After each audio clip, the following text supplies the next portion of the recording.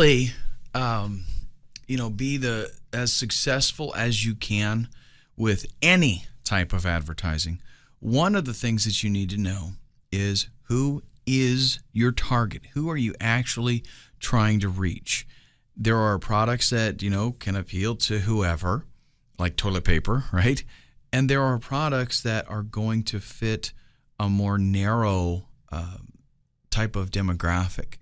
And in order for you to reap the benefits of Facebook, you need to really understand exactly who it is that you're trying to get your product in front of. Who is that person that uses your product, that this type of individual is who I'm targeting.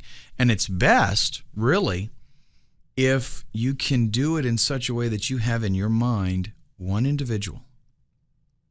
So you will, if you have a product that your individual is a guy with a mohawk, he's about 24 years old, he's got tattoos all over his body, he's got a leather biker jacket on. If you get it down specifically to that, this is my target. If you can target it like that, then you have a better opportunity of, number one, sculpting your ads to appeal to that individual, and number two, selecting the right demographic information to get your ad in front of the right kind of people. All right, because now that doesn't mean other people don't buy your product. Yeah, sure they do. But when you think, this is my target, this is my customer, you should try to have something in your mind, an actual individual, not necessarily a group of people, an individual. And that individual might be a single mother. She's 34 years old. And, you can get as detailed as you want. She's blonde. She's a teacher. She drives, a Camaro, whatever you want, right? But try to, and it's not that you're making it up. You want to try to find out who is your customer, who buys these products. Also consider, are there people out there that would be buying your product as a gift? Is that something that, like if you sell toys and stuff, obviously there's going to be not only parents, but grandparents, uncles and aunts, things like that could possibly be interested in your product. So is that an option? Are you a brick and mortar store? Do you want to do some geographical targeting? Is the product or service that you have available something that could appeal to everyone globally, or is it something where you need to narrow it down? You need to be able to do that, because there's no point in having an ad. If you're selling something, a service, let's say that you only service a 50-mile radius of your actual store, there's no point in having that ad displayed all over the world. Okay, you're going to pay for those clicks. You're not going to use them. Split test demographics with multiple ads. I've mentioned previously the importance of doing some testing. Remember that you have the potential here, the ability to select different demographics and multiple ads within those demographics. It's very important that you consider doing that, because certain kinds of ads will appeal to different age groups. It'll appeal to different genders. Even though you're selling the same product, there's certain things that you can do that will appeal to who you're targeting. So make sure you take advantage of that. You have to have a good understanding, a clear definition of what your market is, who your market is, before you sit down to try to create your ads. It's going to help you focus on, what type of action you're trying to get. It's going to help you make a connection with them. Yeah, this is why it's so important to sit down and do this planning prior to just making an ad. Who am I appealing to? What am I trying to get out of them? What's my desired action? These things are very, very important so that when you sculpt that ad, it matches up even better. And, of course, we're still going to be tweaking the ad. But imagine if you don't sit down and think about this stuff. You don't sit down and consider who it is that you're targeting, and you just create an ad. It's not going to be very effective. Let's talk about budget. We want to go over a little bit of what it takes to get, your ad displayed, because we kind of have to try to factor things in with what it is that we're going to actually be paying. What's actually going on behind the scenes is you're bidding on what you would be willing to pay to get your ad displayed in a certain scenario. Okay, let's say demographics match, all that kind of stuff, and this is where I want to show up, right? Now, there's going to be other people that also want to show up there. So what happens is you put in your bid, and you're either going to do the pay-per-click kind of model where you're paying per click, or you're going to do the CPM model, which is per 1,000 impressions. So if you just want to get your ad displayed, no matter how many clicks, 1,000 impressions, you pay a certain amount of money. Obviously, you don't know how many clicks, necessarily you're going to receive. You might get a lot, you might get less, and you pay the same amount. With the pay-per-click model, you're going to pay just when you get a click. So what happens is when a viewer comes to a page to load it, Facebook goes out and it sees who all wants to advertise on that page. And this happens super duper fast, right? And it checks out the amounts, the bid amounts, and the highest bidder is, in a nutshell, the highest bidder is going to win. There's some other factors that we're going to talk about here, but for the most part, the higher bidder, let's say, is going to win. You don't, though, necessarily pay your high bid amount. Let's say you bid 30 cents on something. Somebody else bid 20 cents on something. You're going to pay less than 30 cents because it's going to just bump you up to whatever it takes to beat out the other guy that was bidding 20 cents. Okay, so it doesn't automatically bump you up to your 30 cents. It just does whatever it needs to do to win. Okay. Well, one of the factors that it's going to take into account, though, in addition to that, is past performance. Because it's not just about money. The more successful an ad is, the more likely it's going to be that that ad is going to win other bids for placement there. Okay, that doesn't mean that a new ad is going to not win. Okay, but it's not going to necessarily show up as much. What's going to happen is Facebook is going to look at how often does this ad actually get a click. And Google does the same thing in this respect, because if, let's say you're bidding 30 cents and some other guy's bidding 20 cents, but every time your ad shows up, nobody clicks on it.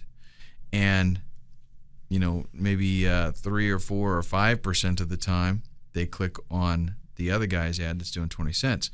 Well, Facebook's going to say, okay, I can show this guy and never make any money, or I can show this guy and make that 20 cents pretty frequently. It's going to say, you know what, I want to go with where the money's at. And that's kind of the way that Google operates as well. So your past performance is factored in there. There also is a quality of the ad. That's going to be determined really by the users. The more people that like an ad, the more likely that ad is to win, in a bidding situation. So it's a good idea to create compelling ads and build up a good reputation so that people like the ad. They click that little like button right next to the ad. Your budget is something that you definitely need to keep in mind. But Facebook actually takes that into account as well.